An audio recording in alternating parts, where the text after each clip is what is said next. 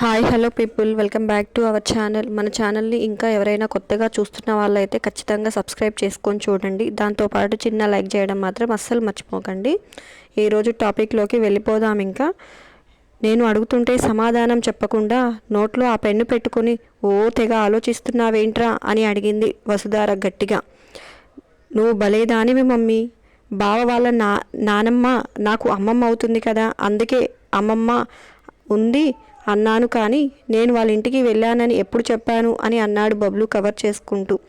మరి బ్రాస్లైట్ ఎక్కడిదిరా అమ్మమ్మ అని అడిగింది వసుధార. బావతో స్కూల్ దగ్గరికి వచ్చింది కదా, అక్కడ పెట్టింది అన్నాడు బబ్లు. అమ్మమ్మ మీ స్కూల్కి వచ్చిందా? నిన్ను చూసిందా? చూసి ఏమందిరా అని అడిగింది వసుధార సంబరంగా. హా మమ్మీ, అమ్మమ్మ వచ్చింది. నా బుగ్గలు లాగి నా బంగారు కొండ అని ముద్దు పెట్టుకుంది. ఈ బ్రాస్లైట్ పెట్టింది అని చెప్పాడు బబ్లు. అబ్బో, నిన్ను చూసి అలా అన్నారా పెద్దమ్మ? నా బంగారమే అని అంది వసుధార కొడుకుని ముద్దు చేస్తూ. మరి పింకీని చూసి ఏమందిరా అని అడిగింది వసుధార. పింకీని అసలు చూడలేదు. నా దగ్గర ఉండగానే అమ్మమ్మకి ఏదో అర్జెంట్ ఫోన్ కాల్ వచ్చింది, అందుకే వెళ్ళిపోయింది అని చెప్పాడు బబ్లు. అయ్యో అవునా అని అంది వసుధార కొంచెం నిరాశగా. మళ్ళీ తనే తేరుకొని, పోనీలే నాన్న, నిన్నన్నా చూశారు, ప్రేమగా దగ్గరకు తీసుకున్నారు, నాకు అంతే చాలు అని అంది వసుధార. సర్లే కానీ ఇది తీసి నాకివ్వు, మీ డాడీ చూశారంటే ఎక్కడిది, ఎవరిది అని అంటూ 1,00,000 ప్రశ్నలు వేసి చంపేస్తారు అని అంది. అది వినగానే బబ్లుకి కూడా భయం వేసి బ్రాస్లెట్ తీసి వసుధారకి ఇచ్చాడు. అమ్మమ్మని చూసిన విషయం ఎక్కడా ఎవరికీ చెప్పకు అని గట్టిగా చెప్పింది వసుధార. సరే అని తల గిరా తిప్పాడు బబ్లు. శక్తి గదిలోకి వెళ్ళి శివాని చూసి, ఏమైంది శివ, ఎందుకు అలా డల్గా ఉన్నావు అని అడిగింది. శివ ఏం మాట్లాడకుండా మౌనంగా కూర్చున్నాడు. శక్తి శివ పక్కన కూర్చొని, ఏమైంది అంటే మాట్లాడవేంటి బాబు, నువ్వు ఇలా ఉంటే నాకు భయమేస్తుందని నీకు తెలుసు కదా అని అంది. ఆ మాట వినగానే, ఏం లేదే, నువ్వు అనవసరంగా భయపడకు, నా మనసు కొంచెం బాగోలేదు, నువ్వు వెళ్ళి భోజనం చెయ్యి అని అన్నాడు శివ. సర్లే, భలే మాట చెప్పావు. నువ్వు భోజనం చేయకుండా నేను ఎప్పుడన్నా భోజనం చేశానా? భోజనం సంగతి సరే కానీ నీ మనసుకు ఏమైంది బంగారం అని అడిగింది శక్తి శివ వైపు చూసి. ఏం కాలేదే, ఎప్పుడూ ఉన్నదే నాని గురించి, ఏంటో మనసంతా చాలా భారంగా ఉన్నట్లుగా ఉంది అని అన్నాడు శివ. నువ్వు మనసుని మరీ ఎక్కువగా కష్టపెట్టకు శివ, అన్నీ సర్దుకుంటాయి. మనం ప్రయత్నిస్తున్నాం కదా, వెంటనే ఫలితం కనిపించమంటే ఎలా చెప్పు? కొంచెం టైం పడుతుంది. అప్పటి వరకు నువ్వు భోజనం మానేసి బాధపడినా ఏం ప్రయోజనం ఉండదు, నీ గ్లామర్ తగ్గడం తప్పించి. రా వెళ్ళి భోజనం చేద్దాం అని అంది శక్తి. లేదే, నాకు తినాలి అనిపించడం లేదు, నువ్వు వెళ్ళి భోజనం చెయ్యి అని అన్నాడు శివ. ఓ నీ ఓవర్ యాక్షన్ చెయ్యకు. సర్లే, నువ్వు రావద్దులే ఉండు అంటూ తనే బయటకు వెళ్ళి భోజనం ప్లేట్ తీసుకొని అన్నీ వడ్డించుకొని గదిలోకి వెళ్ళింది. తనే భోజనం కలిపి శివాకి ముద్దలు కలిపి నోట్లో పెట్టి తినిపించింది శక్తి. శివాకి తినాలి అని లేకపోయినా శక్తి బలవంతం చేసేసరికి నోరు తెరిచాడు. సునంద ధైర్యం తెచ్చుకొని, అత్తయ్య భోజనం చల్లారిపోతుంది అని మెల్లిగా అంది. మీరు భోజనం చేసేయండి, నాకు ఆకలిగా లేదు అని అంది శకుంతల. మీరు భోజనం చేయకుండా మేం భోజనం ఎలా చేస్తాం అత్తయ్య? కొద్దిగైనా తిందురు గాని రండి అని అంది సునంద. వద్దు కానీ మీరు భోజనం చేసిన తర్వాత ఒక గ్లాస్ పాలు కలిపి తీసుకురా అని చెప్పింది శకుంతల. మేము తినేదాకా ఎందుకు అత్తయ్య గారిని వెయిట్ చేయించడం అని సునంద ముందే పాలు వేడి చేసి తీసుకువెళ్ళి శకుంతలకు ఇచ్చి రామకృష్ణ దగ్గరకు వెళ్ళి, భోజనం చేయకుండా ఇలా వచ్చారేంటండి అని అడిగింది. ఏం లేదు సునంద, మనసు బాగోలేదు, నువ్వు భోజనం చేయి అని అన్నాడు రామకృష్ణ. సునంద ఏం మాట్లాడకుండా వెళ్ళి అన్నిటినీ వంటగదిలోకి సర్ది వచ్చి తను కూడా అలాగే పడుకుంది. పొద్దున్నే లేచి రెడీ అయి కాలేజీకి అని బయలుదేరబోతూ ఉండగా కన్నా అని పిలిచింది శకుంతల. బయటకు రాబోయిన శివ ఆగి వెనక్కు వెళ్ళి హా నాని అని అన్నాడు. అప్పుడే బ్యాగ్ తీసుకొని బయటకు వచ్చిన శక్తిని కూడా చూసి, నువ్వేం చేయడానికి ప్రయత్నిస్తున్నావో నాకు తెలుసు, కానీ ఒక్కసారి పగిలిన అద్దం ఎలా తిరిగి మామూలు స్థితికి రాదో అలాగే మా మధ్య బంధాలు కూడా బీడుబాడిపోయాయి. నువ్వు ఎంత ప్రయత్నించినా అవి మునుపటిలాగా కావు. పైగా వాళ్ళు నిన్నేమన్నా అంటే నేను అస్సలు భరించలేను. అందుకే నువ్వు ఈ పిచ్చి పిచ్చి ప్రయత్నాలు మానేసి నీ జీవితాన్ని మెరుగుపరిచే చదువుపై ధ్యాస ఉంచు. వెళ్ళు, వాళ్ళు లేకుండా బ్రతకడం నాకు అలవాటైపోయిందిలే అని అంటూ, నువ్వు కూడా ఈ పనిలో కలిసే ఉంటావని నాకు తెలుసు, నీకు కూడా కలిపే చెప్తున్నాను. తిన్నగా కాలేజీకి వెళ్ళి ఇంటికి రండి అని గట్టిగా చెప్పింది శకుంతల. ఇద్దరూ నోరెత్తకుండా తల గిరాగిరా తిప్పి బయటకు వచ్చారు. వీళ్ళను చూసిన సుహానికి అమ్మమ్మ ఏ విషయం గురించి వీళ్ళను కోప్పడుతుందో అర్థం కాక ఆలోచించి బుర్ర మొత్తం హీటెక్కిపోతుంది. తను కూడా స్కూటీ స్టార్ట్ చేసి కాలేజీకి బయలుదేరింది. ఏంటి శివ, అమ్మమ్మకి తెలిసిపోయిందా అని అడిగింది శక్తి. హా, నాని బబ్లుగాన్ని గుర్తుపట్టేసిందే అని అన్నాడు శివ. ఓ అవునా అని అంది శక్తి. అన్నాడు శివ. ఓ రాత్రి అందుకేనా సార్ అలా ఉన్నారు? అమ్మమ్మ ఏమైనా కోప్పడిందా అని అడిగింది శక్తి. నాని కోప్పడినా నేను బాధపడేవాణ్ణి కాదే. నేను పుట్టిన తర్వాత ఎప్పుడు చూడనిది చూడాల్సి వచ్చింది. కానీ ఆ దేవుణ్ణి ఒకటే కోరుకుంటున్నాను, నాకు మా నానిని అలా చూసే పరిస్థితి ఇంకెప్పుడూ రానివ్వకు అని అనుకుంటున్నాడు శివ మనసులో. ఏంటి శివ, ఏమడిగినా సైలెంట్గా ఉంటున్నావు అని అంది శక్తి. ఏం లేదు లేవే, నువ్వు టెన్షన్ పడకు అని అన్నాడు శివ. ఇంతలో శివ సడన్గా బైక్కి బ్రేక్ వేశాడు. శక్తి ఒక్కసారిగా శివ మీద పడింది. శివ శక్తి మీద చెయ్యి వేసి ఆర్ యూ ఓకే అని అడిగింది. హా అని అంటూ శివాని దాటి ముందుకి చూసింది శక్తి. ఎదురుగా కళ్ళకు బ్లాక్ గ్లాసెస్ పెట్టుకుని స్టైల్గా కారుకి ఆనుకుని నిలబడ్డాడు విరాట్. శక్తి బైక్ దిగింది. శివ బైక్కి స్టాండ్ వేసి, పొద్దున్నే నా బైక్ కింద పడి చచ్చిపోవాలని అనుకుంటున్నావా ఏంటి అని అడిగాడు కోపంగా. విరాట్ స్టైల్గా నవ్వి గ్లాసెస్ తీసి, లేదురా, నాకు ఇప్పుడెప్పుడే పైకి పోవాలని లేదు, అయినా ఆ మూడు కూడా లేదు. బట్ అలా వెళ్ళాల్సి వస్తే నాతో పాటు నిన్ను కూడా తీసుకువెళ్తాను. ఏంటో ఈ మధ్య నీ కంపెనీ లేకపోయినా, నీ గురించి ఆలోచించలేకపోయినా పిచ్చి బోర్ కొడుతుందే అని అంటున్నాడు వెటకారంగా. నీ కుళ్ళు జోకులు వినటానికి నాకు కూడా ఈరోజు అస్సలు మూడు లేదురా. నీ వెనక తిరిగే పెంపుడు కుక్కలకు చెప్పుకో పో, వాళ్ళైతే నవ్వు రాకపోయినా పడి నవ్వుతారు. పైకి పోవటానికి నీకు నేనెందుకురా తోడు? నాకంటే పెళ్ళాముంది, రేపో మాపో పిల్లలు వస్తారు, వాళ్ళకి నా అవసరం చాలా ఉంది. మీ ఇంట్లో సగం కాలిన శవం ఒకటి ఉందిగా, నీతో పాటు వాడిని తీసుకువెళ్ళు, భూమికి కొంచెం భారం తగ్గుతుంది అన్నాడు శివ కూడా వెటకారంగా. ఆ మాట వినగానే విరాట్ మొహంలో రంగులు మారిపోయాయి. తమ్ముడు గిరీష్ మొహం గుర్తుకు రాగానే శక్తి వైపు కోపంగా చూశాడు. శక్తి కూడా భయపడకుండా విరాట్ వైపు అలాగే చూసింది. శివ విరాట్ వైపు చూసి, నీ చూపులకు బెదిరిపోయి తడిపేసుకునే పిల్ల బ్యాచ్ ఎవరు లేరిక్కడ. వీడు శివకుమార్, చూసింది చాలే కానీ పోయి పని చేసుకోపో అని అన్నాడు శివ కోపంగా. నీ పని చూసే పనిలోనే ఉన్నాన్రా, బాగా ఎదిగిపోయావు. నువ్వు కిడ్నాప్ చేయించడం, నువ్వే కాపాడినట్లు డ్రామాలు ఆడటం, బాగుందమ్మా శివ. వీడు ఆ పిల్ల వెదవ దగ్గర ఇన్ని కిటికీలు కొడుతుంటే ఇంత కష్టపడుతున్నాడేంటా అని అసలు కథ తెలుసుకున్నాను. తీగలాగితే కొండంతా కదిలినట్లు మీ ఫ్యామిలీ హిస్టరీ అంతా బయటకు వచ్చిందిరా. విడిపోయిన అక్క తమ్ముళ్ళని కలపడానికి చాలా తిప్పలు పడుతున్నావురా. నీ ఫ్యామిలీ సినిమా అదిరిందిరా.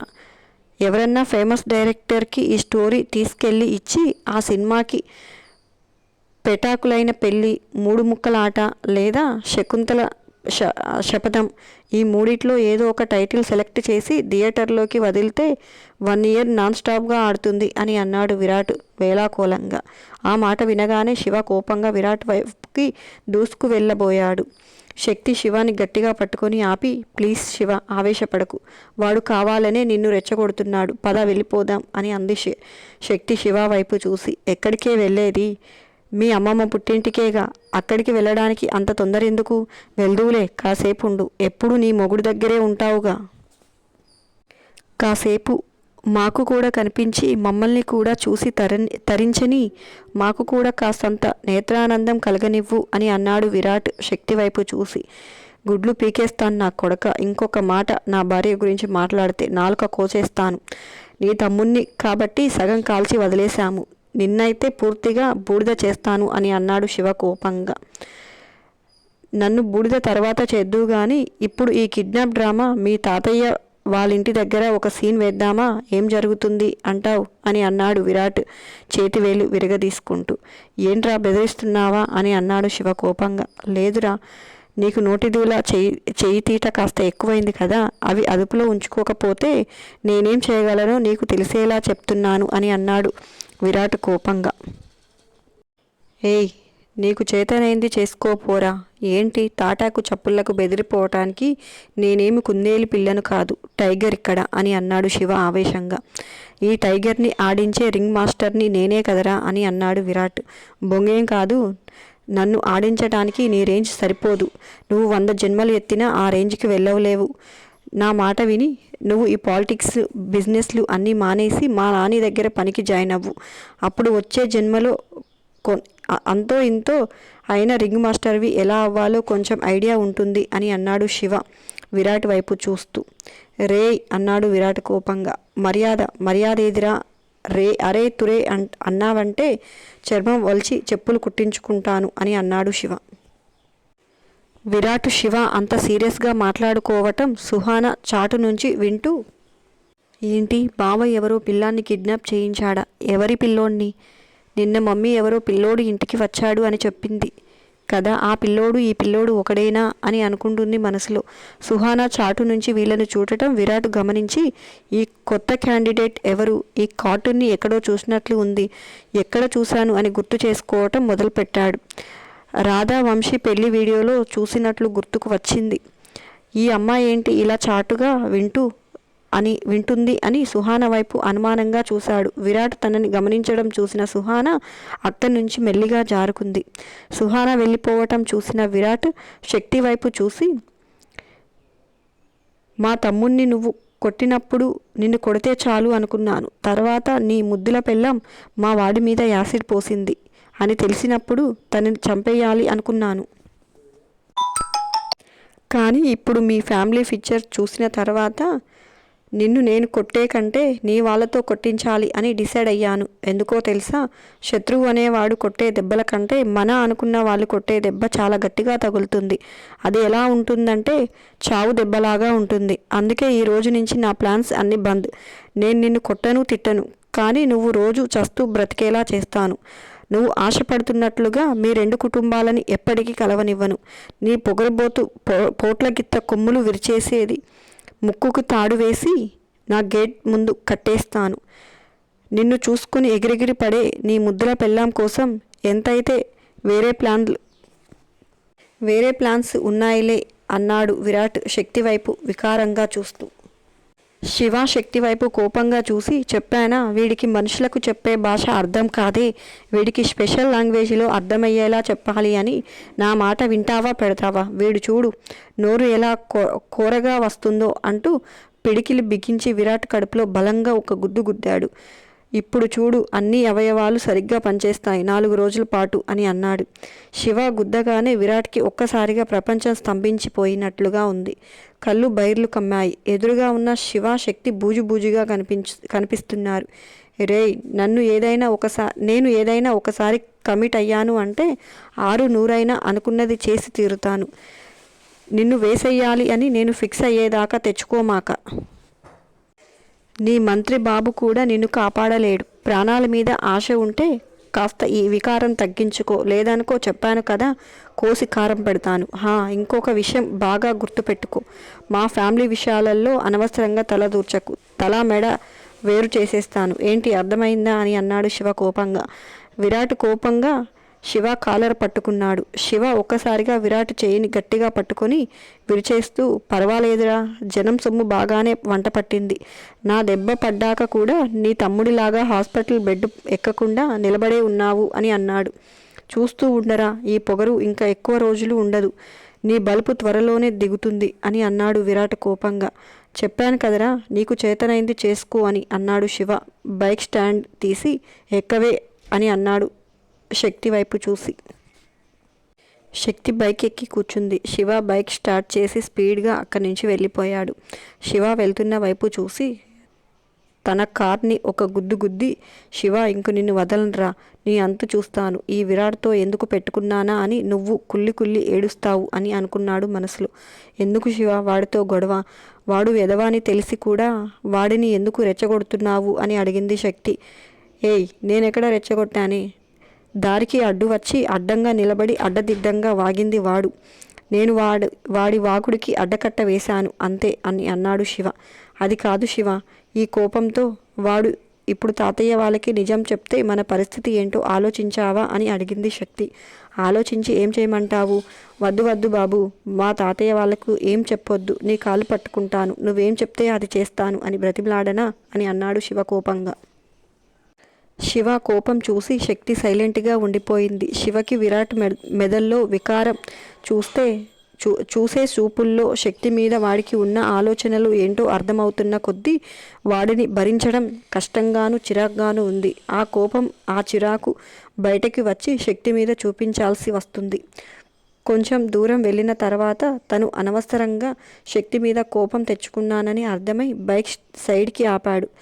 మళ్ళీ ఇప్పుడు ఏమైంది అని శక్తి అనుమానంగా బైక్ దిగింది. శివ శక్తిని దగ్గరకు తీసుకొని, ఐఎమ్ సో సారీ రాక్షసి, వాడి మీద కోపాన్ని నీ మీద చూపించాను. నేను అలా కోపంగా మాట్లాడి ఉండకూడదు అని అన్నాడు. శివ అరిచినప్పుడు కొద్దిగా భయపడి బాధపడిన శక్తికి శివ దగ్గరకు తీసుకోగానే ఒక్కసారిగా బాధ భయం రెండూ ఎగిరిపోయాయి. నీ బోడి సారీ నాకేం వద్దులే, సారీ అంట. సారీ 2 అక్షరాలు మాటే కదా, అందుకే చాలా ఈజీగా చెప్తున్నావు అని అంది కోపంగా. శివ చిన్నగా నవ్వి, సారీ చెప్పడం అంత ఈజీ ఏం కాదే రాక్షసి, అది కూడా అందరికీ చెప్పలేము, నిజంగా చేసింది తప్పు అని రియలైజ్ అయితే తప్పించి అన్నాడు శక్తి వైపు ప్రేమగా చూస్తూ. అంతేనండి ఈ రోజుటికి ఈ వీడియో. నచ్చిందా? ఎలా ఉందో ఖచ్చితంగా కామెంట్స్ రూపంలో తెలియజేయడం మాత్రం అస్సలు మర్చిపోకండి. దాంతోపాటు మన వీడియోని అందరికీ షేర్ చేయండి. దాంతోపాటు చిన్న సబ్స్క్రైబ్ చేయండి. దాంతోపాటు చిన్న లైక్ కూడా చేయండి. బాయ్ బాయ్, ఉంటాను. మరొక వీడియోతో మీ ముందుకు వస్తాను.